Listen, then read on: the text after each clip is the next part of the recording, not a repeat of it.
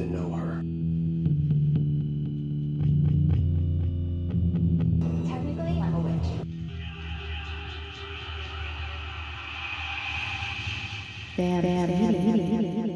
Season 2, Vampy D's. Ash is vamp-splaining.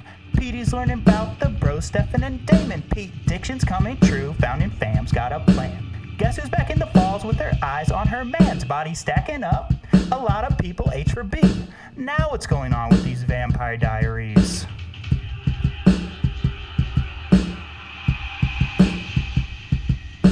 Hello, welcome to a very blustery episode of the Vampire Diaries, a show where there's a bunch of wind in the background, and you might hear shutters rattling and vampires whooshing around in the background.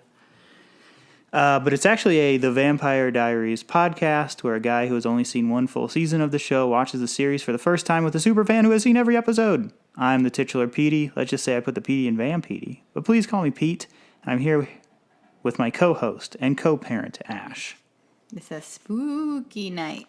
So spooky. It sounds like there are wolves bouncing against the windows, vampires whooshing and trying to open the windows but not being able to get in because we haven't invited them. Yeah. It's very windy, so if you hear weird stuff in the background, that's all I'm saying. Yeah, it's just actually a super duper windy night. Very windy. Ash, do you have any wind memories? No, I'm just kidding. And also, you might hear pug snoring. So, Lots of sounds, not just our delicious voices. Ooh. Also, we might be interrupted by our children who we just put to bed. Yep, they're probably still awake. They're probably listening to this app. This will be the first app that they listen to, and they're listening live. Yep, good for them. Ash, the cold open. The Lockwood Mansion. There it is. 1864. Catherine and the bros, the Salvatore bros, Of course. are at the first Founders Day ball or whatever it's called. Mm-hmm. But you can tell quickly that Stefan is having some sort of dream. There's a reality mixing with memory, with past and present. Yeah. And then there's a little bit of like a film on the shot. It's like a little foggy around the edges. Oh, yeah. A little Vaseline on the lens. Yeah. These actors don't need that on the lens to make them look good. No, but to let you know it's a dream, Yep. you need it. First he's with Catherine, but then Damon, old Damon, long-haired Damon is with Elena at the grill, and then Stefan's in the Mystic Grill, modern day, and then Damon and Elena are smooching. Yeah, and they're playing pool and smooching. But then Catherine is there, and she's like, now you know how I feel. Mm-hmm. Seeing someone kiss someone else that she loves, I guess. Yeah, because Catherine's jealous of Elena. And Stefan is dreaming in bed with Elena in real life. But wait, it's not Elena. I know. Who could it be but the person who looks exactly like her? All right, I wonder. But it's funny, last episode I was like, and I don't really like think about the details of the next episode. I'm thinking about like the storylines. But I didn't remember in the very next episode that Stefan was going to be in bed with Elena, which in this case was Catherine. But I had just said, we haven't seen Stefan and Elena in bed together in a long time. Yeah, wishful thinking, wish fulfilled. I know, sort of. Well, not really. But yeah, Catherine was getting into Stefan's mind. Yeah. Well, that was the end of the cold open. Yes. Act 1 begins. No, but Act 1 picks up right where the cold open left off. That's how television works. For everyone who's formatting their scripts. Catherine says it was easy to get into Stefan's head. Right, because he's not being a full vampire, like drinking human blood. So he's, weak. Mm-hmm. And he's like, why are you back in town? And she said, I have 3 reasons. You, and you. Stefan does not believe any one of those reasons. No. But deep down, is Stefan the one that fell... deep down is the Stefan that fell in love with me, she says. Mm-hmm. We'll see. Yeah, they get into it. Damon and Elena really are at the grill. Yes, and Elena is dressed like how she was in his dream. Interesting. Maybe they shot that the same day. Damon says Elena stabbed him in the back. Because she wasn't his friend anymore, because she tricked him. And she wants nothing to do with him. And then he's like, see you at Jenna's barbecue. Frown, smile, eyebrows. And then How do you know about that? And then he said a social gathering would be a good way to get to know Mason. Yeah, he's just setting it up so he can figure out that Mason's a werewolf and kill him. Yeah, and he is going to. He literally says that I'm going to put some silver into Mason Lockwood to prove he's a werewolf. He's really like putting it out there. He is. Yeah. Ty, speaking of Mason, Ty wants to talk to Mason, and Mason's all like chill. He's like, "Yeah, I turned into a wolf." Yeah, he's like, so, anyways, I'm going to this barbecue. Yeah, and by the way, no, it's not going to happen to you. You're not going to trigger the curse. It's better for you if I don't tell you anything. I know, and Tyler's so mad. His eyes are like bulging that Uncle Mason just won't tell him. Yeah, if he could turn into a werewolf right now, he so would. And Mason asked, "Did you find the moonstone?" And it was his mom's. It's sentimental. And Ty's like, "No." But then once Mason leaves, he just has it in his pocket. He like pulls it out of his pocket in 0.1 seconds, and he's like, yeah, as soon as like the door clicks, he's like, whoop. He just has it. His Bath and Body Works soap. Catherine is reading Stefan's Vampire Diary. I know, we haven't seen anyone write in their diary in a while. No. And he... Just in the... The Grimier. Yeah, but what's it called when they do in the recap? Stefan's always reading his diary in the recap. Yeah, that's how we tie it together, because you have to have a vampire diary or a diary about vampires or a Gilbert Gurnall right every episode. Absolutely. Or else the show loses its title. It's just called The Vampire. Or Some Vampires. Stefan gives Catherine some blood, a little cup of blood. Catherine knows about werewolves already. Yeah, she's been a vampire a long time. She does some exposition. She says, who was responsible for ridding the town of vampires? The founding families and the Lockwoods. And they all remember the Founders Ball. Oh, and there's a little flashback where Damon gives a toast to George Lockwood for defending the South. Yeah. Oof. And George Lockwood gives some shade to Damon. He's like, well, somebody had to do it. Yeah, because Damon left. Yeah. But Damon was proud of leaving, and Stefan liked him for doing that. Yeah. He saw what was going on. Henry saw... Who is Henry related to somebody? Or is he just a random vamp? Henry the vamp. Oh, no. He's just one of the tomb vamps that got burnt up in the tomb. He saw some animal attacks, some bodies that were attacked by animals, and says it wasn't vampires, it was werewolves. They were way more messed up than any vampire would do. Yeah, these werewolves, they're not covering their tracks like these vampires were. No, but basically this whole plan is just to rid the town of vampires, and so that no one is on to the fact that there are werewolves, so that the Lockwoods don't get found out about. They're just protecting their family secret or whatever. Yeah, by throwing the vampires under the bus. Under the church. Get it? Yeah. Threw them under the old church. That very common saying. The werewolf gene runs in the Lockwood family. Yes.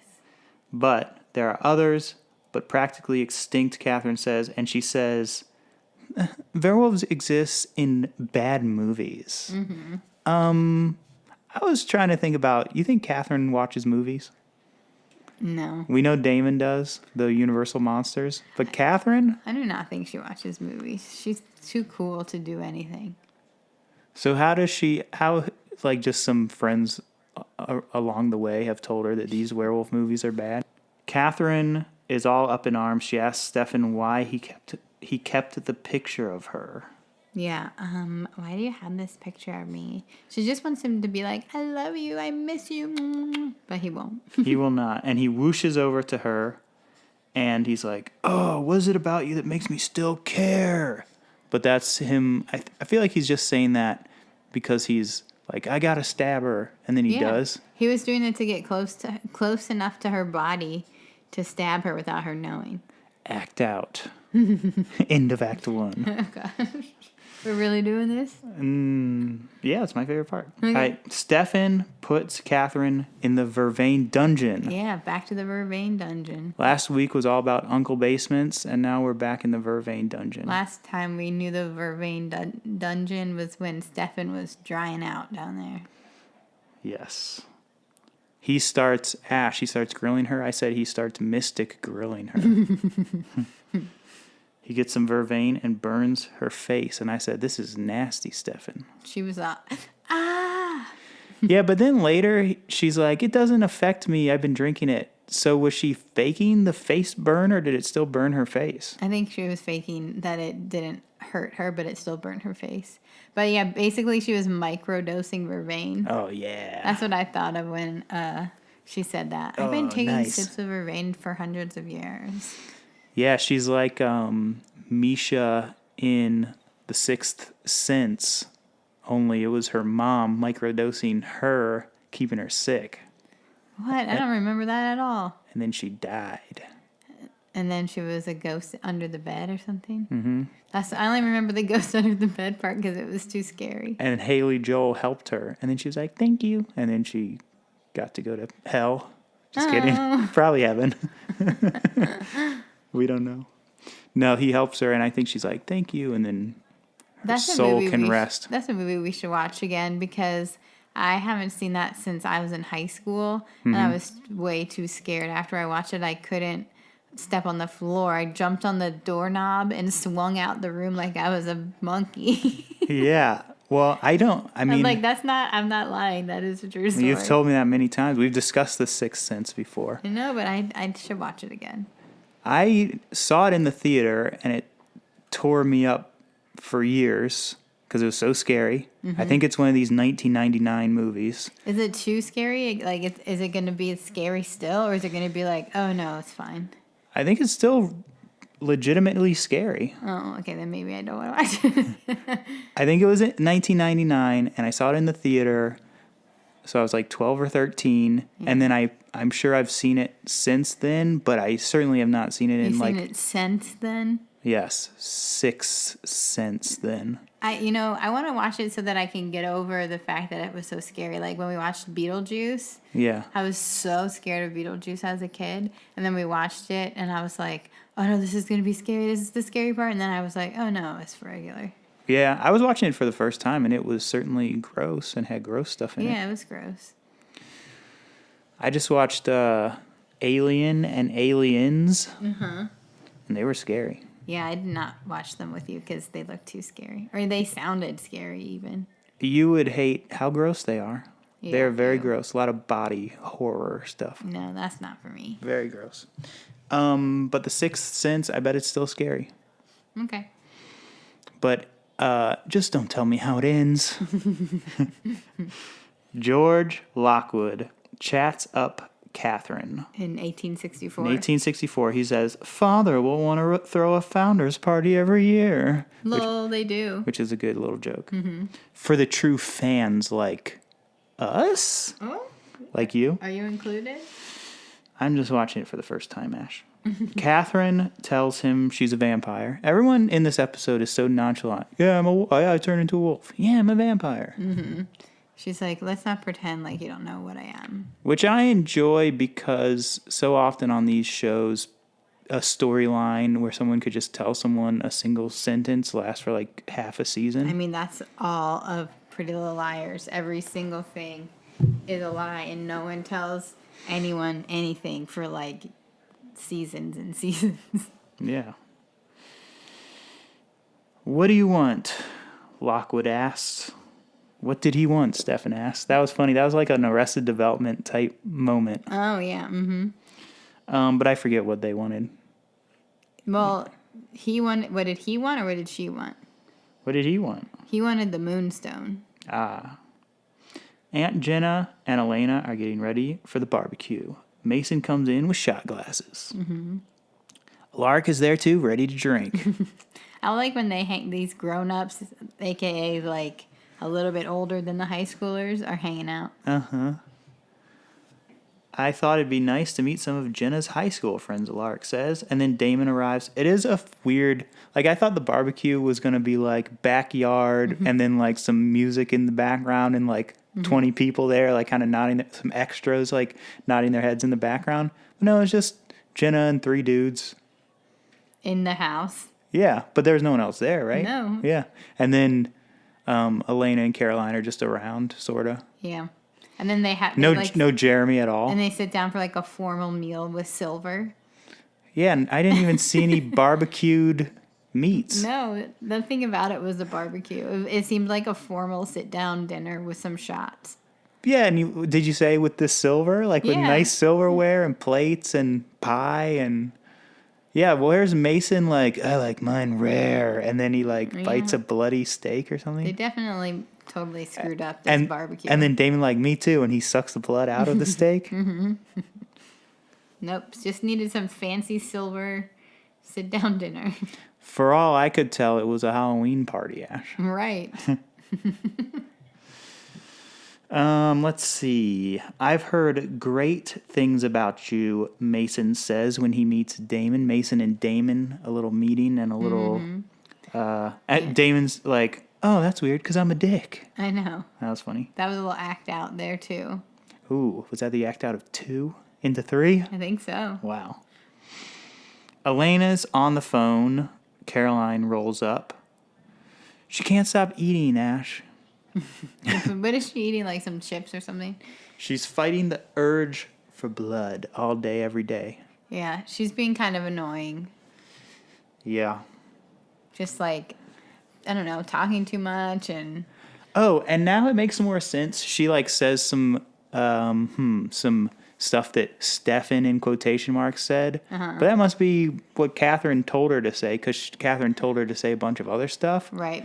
Yeah, Catherine basically threatened Caroline to, like, you know, say different things and keep Elena away from Stefan. Mm-hmm. But Caroline says, Stefan said he desires to rip out your jugular every day. And I was like, man, Stefan was like, I thought Stefan was going hard and confiding in Caroline to prove the point that being a vampire is hard. Mm-hmm. So I was like, oh, Stefan, I guess he'd say that. That's pretty tough. But no, Catherine told Caroline to say that stuff to Elena. Well, Stefan did confide in Caroline before about how he should have broken up with Elena a million times before, but he won't because he loves her. And so he did, like, sort of say how it's hard, but he certainly didn't say those exact words. That's why I believed that he would say that. Right. And it wasn't like, I want to cut her head off with a big, long silver knife. Rattle you. Throttle you. Oh, yeah, throttle you. Stefan and Catherine, there's a tomb with your name on it when you start to desiccate. Okay. They're in the Vervain dungeon and Stefan is being weird. There's a tomb with your name on it for when you start to desiccate. So he's like talking about how he's going to get rid of her. But yeah, Ash. How he's just torturing her. Ash, whenever I desiccate, there's a tomb with my name on it too. I just wanted to say that. You had a sly smile, and I was wondering what you were about to say. Stefan brought Catherine home, like back in 1864. After the Founders Day ball. Because her family died in a fire in Atlanta, and I said, more like hot Atlanta. Very hot. Stefan. Flaming hot. Flaming hot down there. Stefan is saying sweet words, falling in love. My body ignites to Catherine in the past.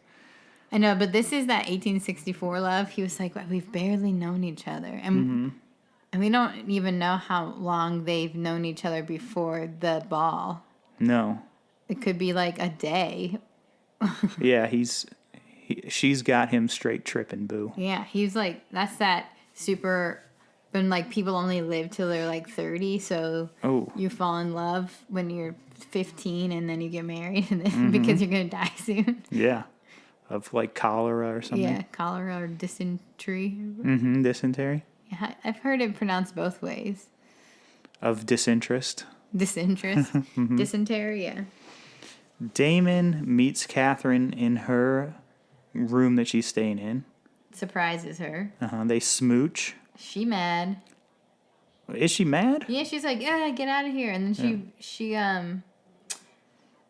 compels him to leave so she can be alone because she was really like impacted by what Stefan had just told her. Yeah, and Damon's sort of on the same wavelength though, because he overheard Stefan's confession and then he's like, is my love not enough? These bros are so earnest back then. Yeah. And they're these emo bros, I said. I know. I like them like that though. They're so innocent. So innocent. And so now sweet. they're not that innocent. Not so innocent. Catherine tells Stefan to go ahead and kill me. It won't change the truth that I was... Oh, wait. Or is this Stefan? Stefan says, go ahead and kill me. It won't change the truth that I was never compelled by your love. It was real and so was mine. I don't know. No, Catherine must have said that. Yeah, Catherine is saying that because she's the one getting risked for being killed. It won't change the truth. She's just basically telling Stefan, you loved me for real. I never compelled you. And then she's like giving him this specific story so that he can remember. And he is remembering. And later, I'm sure you have this in your notes, but we just say it now. But later, he does say, if I did ever loved you, now it's turned to hate. Act out. And she's like, they're so similar or whatever. Yeah, a thin line between love and hate. Good movie that I haven't seen. You have a hair on your glasses. Uh-oh.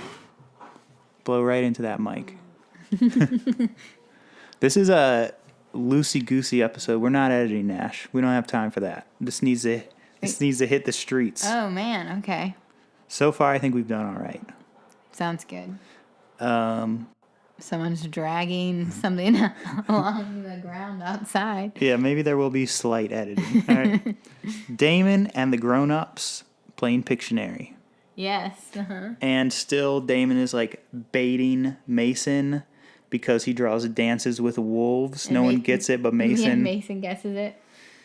Silly. Damon is getting Aunt Jenna drunk. He tells Elena that Mason is his new BFF.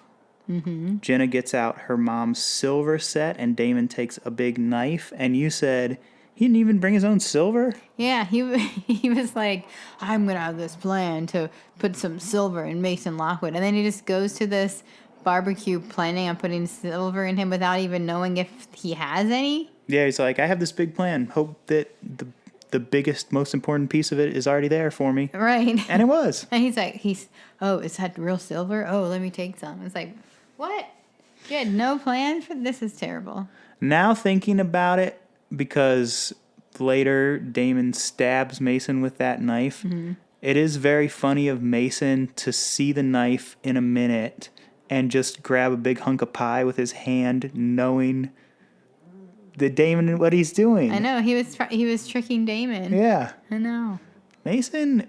I like Mason. Yeah, is he the best character on the show? He's so funny. He's just like, yeah, I'm a wolf, and you won't turn into one. I'm going to go to this party. All right, bye. Yeah. He's got the chillest vibes of anyone. Yeah, super chill. Is there any character chiller than Mason? I don't think so. I don't think so either. Snoring pug. Snoring pug. Catherine had to compel Stefan to take away his fear. Oh, here we go. Love turned to hate. Such a thin line. So she did compel him. Yeah, she said it really quick, but once he found out she was a vampire, that's when she started to compel him. So he wouldn't be afraid of her. Yeah. I mean, all right. The Lockwoods used vampires to cover their wolf tracks. Yes. Good one. I was wondering if that was my note or if they said that literally. Oh, I don't know. Sounds like it's your note. Yep, because I'm very good at stuff like that. You are. Catherine plotted the tomb vamp burning, and Lockwood helped her escape? Mm-hmm. You sold them out without blinking. Whoa. She thought, yep, sure did. Yeah, she was ice cold even back then. Mm-hmm. So wait, and is she a great deal older than the Salvatore bros? Like, she's already been a vampire for a long time? Mm-hmm.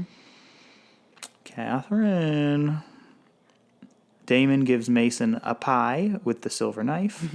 Mason grabs a slice with his hand, says he's an animal. Yeah, this is funny. Oh, look at me. I'm such an animal. And then Damon's like, I thought you were a lone wolf. And then Mason's like, I didn't know you were a lady killer. That was all good. Super good. Mason toasts to new friends because he's got chill vibes. Yep. Elena wants to check on Stefan. Caroline says she'll drive. And Caroline gets so annoying here too because she's trying so hard to keep Elena out of the Salvatore mansion because she knows that Catherine's there with Stefan. Yes. So she's just like, oh no, wait, let's wait. Let me call. And this is when I was like, oh, is she working for Catherine? Mm-hmm. That's when I got it. Yeah. Which that had been, billboarded in past episodes. But I think this is the time when you're supposed to get it. Yeah. Oh, I got it. Flashback to the flashback that we've already seen in previous episodes where Daddy Salvatore, and then when I wrote that, I was like, Giuseppe. Put vervain in Stefan's drinks or whatever. Catherine sucked his neck. All the stuff from season 1. Been there. Yeah. Damon and I died for nothing. You died for love. Mm-hmm. Mason and Damon know who each other are. They talk plainly about it. I know. I like this part where Mason's just like, all right, you know what I am, whatever, blah, blah, blah. I know who you are. And then they make a little bro pact. And if Damon wasn't such a, nervous guy, because he is, he's always like, someone's out to get me. I'm going to kill them before they kill me, blah, blah, blah. Yeah. If he was actually had any chill at all, even though he pretends to have chill, he doesn't. No, he's looking at Mason like, how can I get some of that chill? Right. But he should have just been actual friends with Mason. He should have. They would have been. And done what Mason said. He was like, we should just squash this beef that, our ancestors had. Like, why do we have to, fight? What a team up that would be. Ash. I know. Those two dudes hitting the town. Damon just did a dumb thing. I also said I like this Mason v. Damon stuff. Yeah, I like it. Caroline is driving Elena, saying Elena and Stefan's relationship won't last. She's saying mean stuff. Mm-hmm. She's like, this is a little later, but you can't have his children and you can't stand not having children. You're so maternal. Like, what? But here was what I was very focused on in this drive, Ash. What? They were pimping this Ford Fiesta. Uh-huh. This was definitely a trade out of some sort. Yeah. Got to get the Ford Fiesta in. Even in the dark, they blinged the Fiesta with a key light or something like that. Mm-hmm. Also, in that drive, she Shazams a song using the car hey car, what's this song? And then it says the song. Yeah. Like that was probably a feature of that Fiesta. Mm-hmm. It was a lot going on with that car. And then they tried to make it seem like it was so normal to be having that stuff, but it was really weird. Yeah, that was the future Shazam. Yeah. And the tire ran out of air, but she had to break off the air tip thing. Uh-huh. As you know, I'm very good at cars. She had to break off the air tip thing because, of course, a Ford Fiesta, without being tampered with, can never get a flat tire. Of course. There are weird rules like that, when you do a trade out. Ford paid them to do this, and Ford wouldn't want them to be our cars get flat tires. They don't want that. Right. They're like, oh, we need to show. And also, it fit the character, too, because Caroline is trying to delay them getting there. But I'm sure there was so many meetings. Yeah. And Ford was like, do we really want to see our car get towed? Whoa, we won't show it getting towed. We'll show it on the side of the road. The tow truck will come up. Ford will not be associated with a car that needs to be towed. Wow, I never would have thought of that, but that's why you work in television and I don't. And I'm just guessing, and maybe that didn't happen. I'm but sure it did. It sounds very accurate. Mason says goodbye to the other adults. Damon leaves also. There's funny stuff about like catching a game with Alaric, and Damon says, I don't want to catch a game. That's funny. A sports game, right? You know, Damon hates sports. Maybe is Alaric the new coach because he replaced that dead guy, or no? No, they haven't shown any sports at the high school since then, really. Just the float. Yeah. We need some b-ball. Ooh, Teen Wolf. We could get Mason on there. Well, remember Tyler was playing basketball on the basketball court that one time Oh, yeah. with Matt, I think. Ooh, new Pete-diction. They'll do an homage once Ty turns. Ooh, but is that, do I truly Pete-dict? The Ty will turn? We'll have to wait till Pete-dictions for that. Oh, okay. But I feel like they would do that. All right. Yeah, they're on the side of the road. Caroline and Elena are on the side of the road. Caroline's so grumpy. Caroline even grabs Elena's arm. Yeah, and Elaine's like, you're hurting me. Mason is back in the Bronco. He's going to like get some more brew dogs, Last call at the grill. which is promptly at 10:30 p.m. Damon walks up and just stabs Mason with that silver knife. Yeah. In the chest. Yep.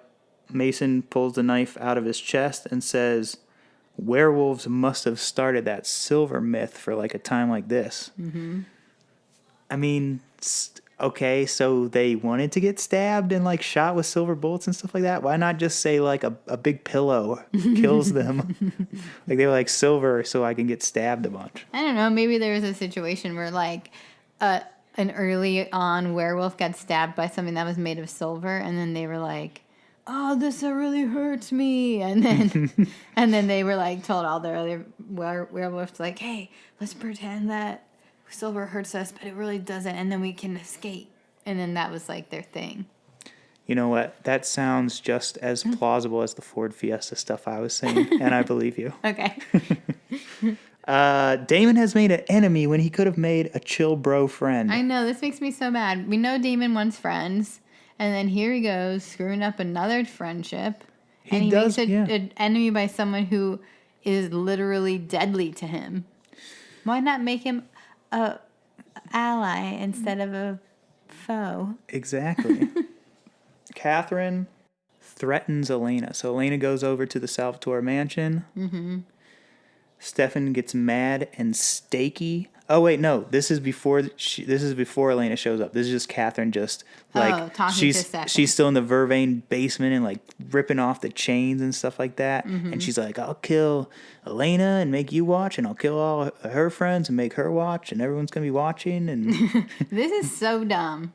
This makes absolutely no sense because Catherine's whole thing is she says that she loves Stefan and she wants to be with him. How could killing his girlfriend and all of his girlfriend's relatives and friends, how could that make Stefan want to be with Catherine? I mean, maybe that's his fetish. No, it doesn't make any sense. No, of course. Catherine should have a completely different approach. She should try to be like nice and good and like get in with them, and then, you know, maybe Stefan might actually fall back in love with her, but she's like, I'm just going to kill everyone until you love me. That's not going to work. Yep. It reminds me of a couple things. It reminds me a little bit of the children's story or fable or whatever of the wind versus the sun. Yes. And it's like, who can get this guy to take his jacket off first? And the wind's like, trying to blow so hard. Blow the jacket off. And then the sun is just like, I'm just going to be a little bit warm. And then the guy, the sun wins, obviously. Right. And it also kind of reminds me of our younger son in a little bit. I mean, sort of. And it's like, I'm just like, if you want to watch TV, all you got to do is say please. But he's screaming and so mad. Yes. And I was like, if you just say please. But instead he wants to scream the TV on. But instead, if you could just calm down and be like, please, can I watch the TV? I'd be like, of course. I like when you watch TV. Yeah, it's easy for us. Please watch more TV. Just ask nicely. So Catherine is both like the wind and our sun. All right. And she drives a Ford Fiesta. Well, and they have a just terrible plan. I've been sipping Vervain for 145 years. That's when she drops that The microdosing. bomb. And then Elena shows up. Bad timing. And Catherine stabs Stefan in the leg. And then Catherine and Elena meet. Yeah. And I felt like Catherine had a very weird eye line. Like, she wasn't Yes. looking at Elena at all. She was kind of like looking down. She looked down to the right like this. Uh-huh. And then eventually, once Elena was actually like there, then I felt like it was better. Yeah. And there was like a body double Yeah. there, but at first I think there was no one, and she was looking in the weirdest place. She was like, I know I also play Elena, but Elena is also only 2 feet tall and laying down over there. Yeah, like down over there, sitting on the couch or something. Yeah, I noticed that too. It was weird. Elena asks Catherine, how do we look exactly alike? Stefan runs up. Catherine disappears. Are you okay? Not really. Yeah, Elena's just asking the question that we all want to know. Right. Catherine confronts Caroline. She did tell her to occupy her. Okay, that was I was like, what does that mean? But yeah, like occupy her time. Yeah. Catherine is mad at Caroline because she failed, basically. Because Elena showed up. And Catherine says, I killed you once, and I can kill you again. Yeah, so this is how you know for sure that Caroline has been under Catherine's, threat. Yes. Not under her compilation, but just threatened. Yes. And that was my one, but you said the actual good thing. Compulsion. Yes. Catherine confronts Caroline. We already got that. All right, no editing. Know about that. Mason comes home to his buddy Ty's house. Yeah. Ty is PO'd. He's still eye bulging. Mason angrily tells Ty like the secret to the curse or how to activate the curse. Yeah, well, Mason only tells Tyler because at this point Mason's just mad that he just got stabbed by Damon, and he's all annoyed. We could have been friends. Yeah. I liked Damon's dry sense of humor. We both like drinking. Yes. Him blood. You kill someone, Ash. You spill the blood of a human. Yes, which I knew. What'd you think about that? You said it was going to be when you turned 18. Oh, yeah. Or that when the moon's if you have the moonstone, it either activates it or deactivates. I think that's pretty gnarly. That means Mason is a cold-blooded murderer. Yeah, well, do you think we'll find out how he killed someone? Yeah, I'm sure it was an accident. See Pete-diction later about more related to that. In a mountain climbing accident? Oh, yeah. He put the carabiner on, but he didn't twist the little doodad that locks it in. Yeah. Yep. Mason, you didn't tighten the carabiner all the way. Splat. Oh, no. Oh, no, now I'm a wolf. That'll be a flashback. Just like that, I'm sure. Elena and Stefan walk into the grill. Caroline apologizes. Elena is talking to Caroline. You were being a friend in your own way, she says.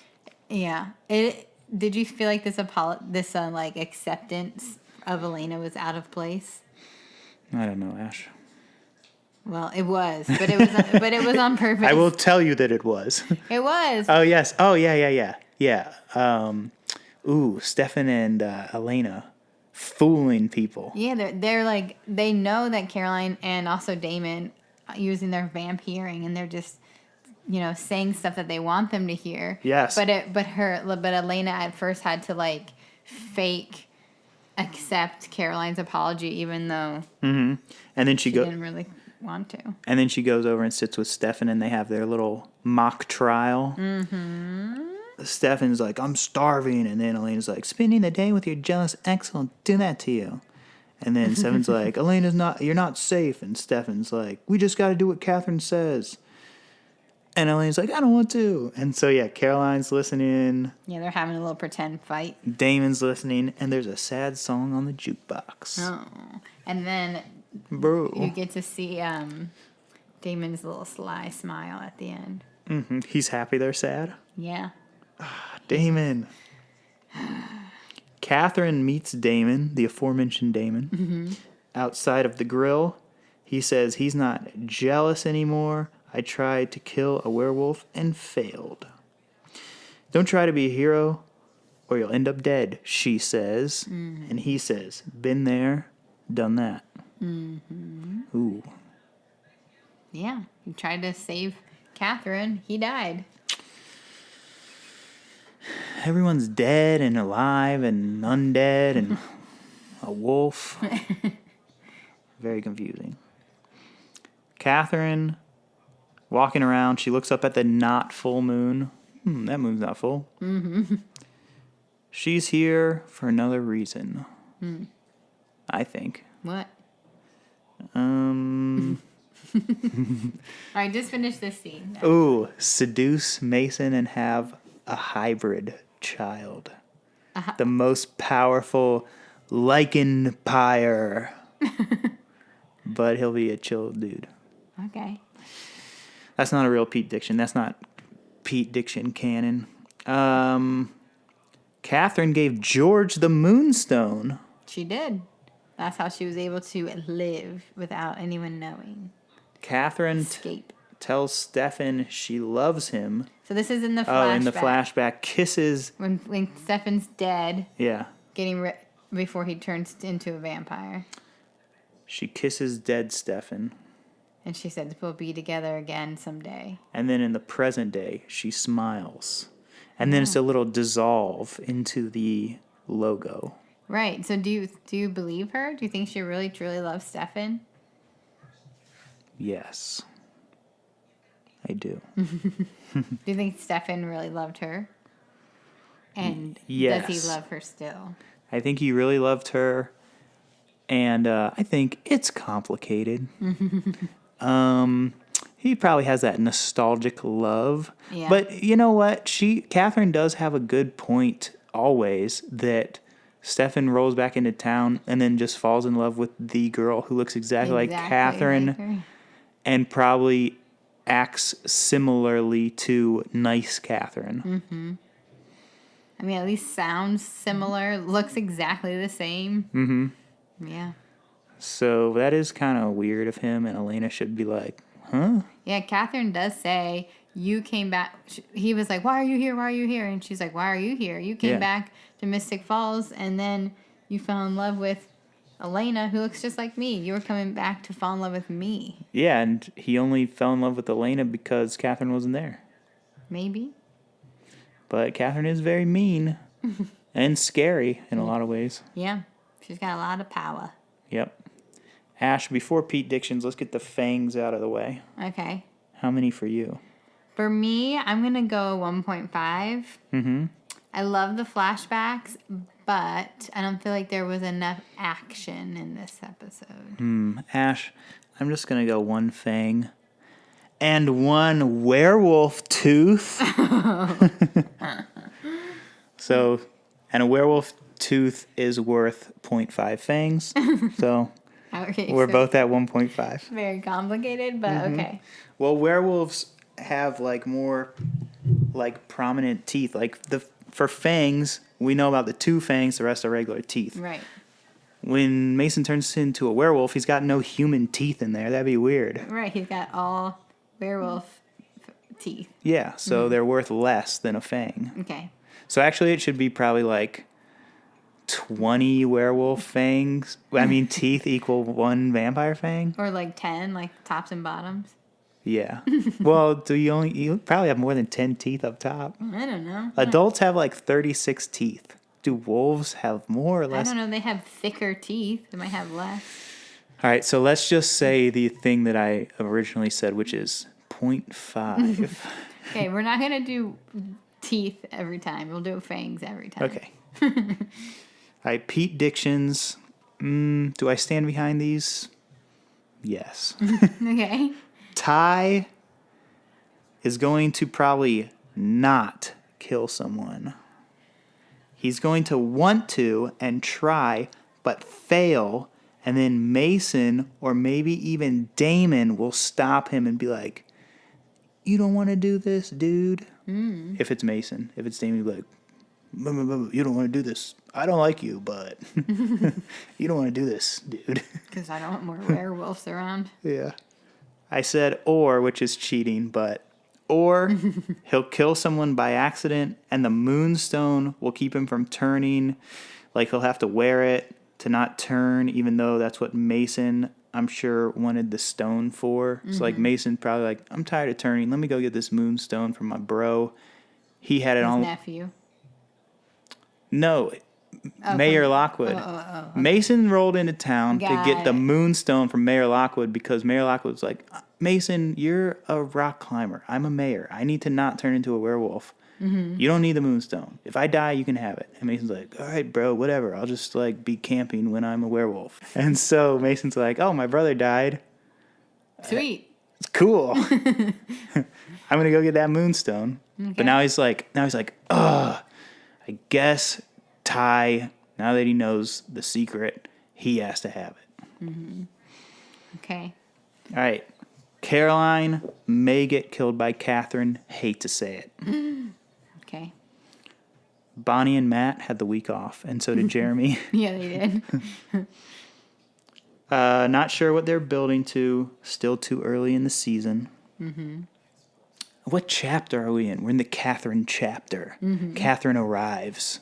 Will she leave for part of this season? Probably.